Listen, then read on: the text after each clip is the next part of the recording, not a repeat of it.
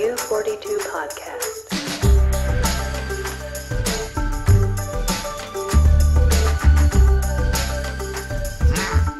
Very good. You have entered the 36 chamber. Why don't you go ahead and tap it and get that out of the way? Do that now. You know that's your There butt. you go. You got it out of the way. Nice. That doesn't mean that I'm not going to do it again. Oh, man, you might have to turn that fan back on because I don't want to heat up. We turned the fan off mostly because it keeps your smell Contained? local to you, yes. No, I'm going to send it your way. Here it comes. Okay. This is podcast number 6000. My name's Peter McDuffin, and we've got Mr. Wally Pancake Pants here. Yep, that's us. We're the podcast experts of the U42. You can call me Mr. WPP. WPP. They also call me WP squared. So Smart again, people. we've been on a little bit of a hiatus. I was sick and my voice was too sexy. I couldn't record it because It was like some Barry Manilow It would've into some it would've broken the Barry internet. White. It was very deep baritone scary. I had to isolate myself. Did you swallow a grizzly bear's butthole? Yes. I thought so. That's exactly what it sounded like. So the U42 podcast again is us examining and sort of talking about I'm gonna tap it one more time. the creation process around media creation, game creation. We're not gonna handle baby creation. That's a whole nother podcast. Is that about the birds and the Dude, bees? stop. That's way too Is loud. that about the Stop. birds and Stop. the bees? I'd turn your mic down and it's still too loud. Can How about you that? hear me? You gotta stop that. Just so you So- understand, I'm doing my part. It's better if we You get to do the your top. part of asking We gotta get to the intelligent topic. questions and then talking about intelligent questions. I brought a and stick I will this do- time, and I'm going to hit you with it if you don't stop. Please do. I will resurrect Johnny Cochran and I will plead the fifth. For this episode, we're going to talk about who cares. Who cares? Who gives a shit Who gives a Rudy Poo candy? about your project? Why should I care about what you care about? Who are we talking to though first? We're talking about media creation. I know, but who is asking this question as to why you should care? The people, Is the people making the projects should be asking the question, "Who cares?" Because that is a very important question. That's one of the first questions you should ask yourself. That is what we'd like to call the foundation question.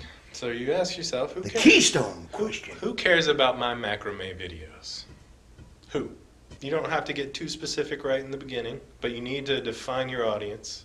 You need to figure out who you're trying to reach, and let that form and focus your production process early on, as early as possible.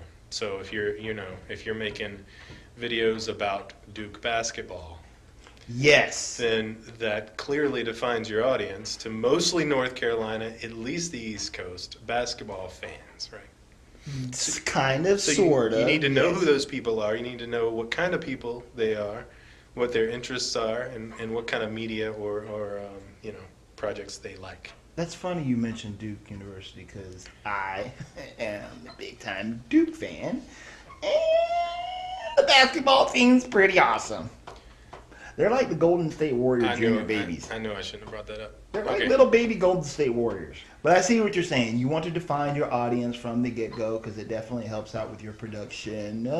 And the problem is, a lot of the time, you don't have access to any analytics or anything when you first start the project, unless Right. you've been doing it for a long time and you've got your act together in terms of analytics, which is very rare when it comes to media production. Analytics. So boring. It really- Unless you're talking about baseball. It's boring at first. Once you start digging into it, it's a little more interesting, and it gets a little big brothery. But Yeah. it's something you need to pay attention to. You need to know who it is you're making your stuff for. The analytics is very insightful, but if you don't have those analytics, and let's say you are building this, game for Duke people, Game or anything else. or anything else. Making paintings for them. Yes. Yeah. I would say probably the next best thing would be to hopefully this idea that or project you're trying to present would be something that you are familiar with. Yeah. Which would lead me to say, Well, what else would you be doing? well, for money. That's true. Sometimes As a people- job, possibly. Yes, Well, then in that sometimes- case, it's usually not your job to be doing this. This would be the producer's job or whoever. Right, but sometimes projects are made with that in mind, the almighty dollar, and that's not a problem. That's not a problem at all. In the end, your business has to be a business, but sometimes going about it in that approach can derail your production as far as getting to the core of the people you're trying to get to, when you're only concerned about getting a return. Yeah, well, I mean, the last thing you want to do is go through a 6-month production process, and then at the end, once you start to market it, you start to find out that, oh shit, nobody cares about this. Yeah, like you were saying, maybe Duke basketball's probably not the most important in the Pacific Northwest. Or in Japan. Or in Japan. Right. Yeah. They don't give a shit about Duke in Japan, probably. Now, baseball. Baseball, of course, yeah. The Yokohama Dragons! Okay, that's good. I need to keep my The finger. Misawa! I'm just gonna turn you down. Tsunami! Man, I can hear it in my headphones, and it sounds so much better when I turn your mic completely off. This is back on now? It's back on you. Yes! Okay, so the next question you should ask yourself are, what are the goals of the project, right? Like, you define your audience. You're okay. I'm shooting for 60, specifically 66-year-old. Because I shoot first and ask questions. Female raccoons. That's my target audience. 66-year-old female raccoons. Do they really live that long? I think so. I'm not I sure. don't think I have to that's- look it up. I don't think that's But that's a very specific audience, right? And Right. you've honed it down, and you know exactly what 66-year-old raccoons like.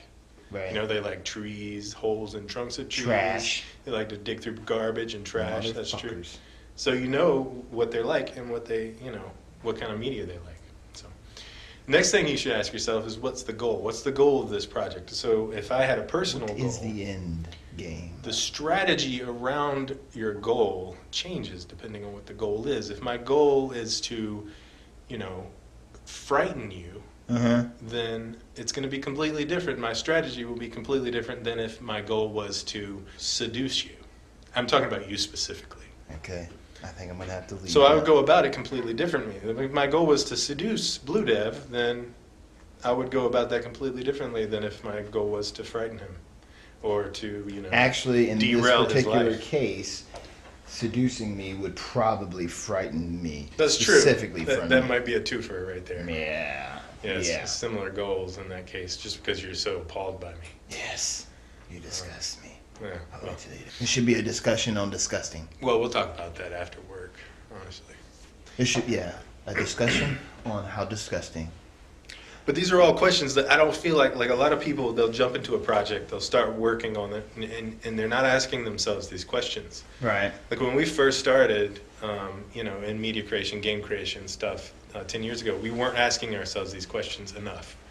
And these are all marketing questions. By the way. Right. And you can't fall back on, 10 years ago, Facebook wasn't as, and Instagram was. No, they were pretty popular, and they were there to help out, for sure.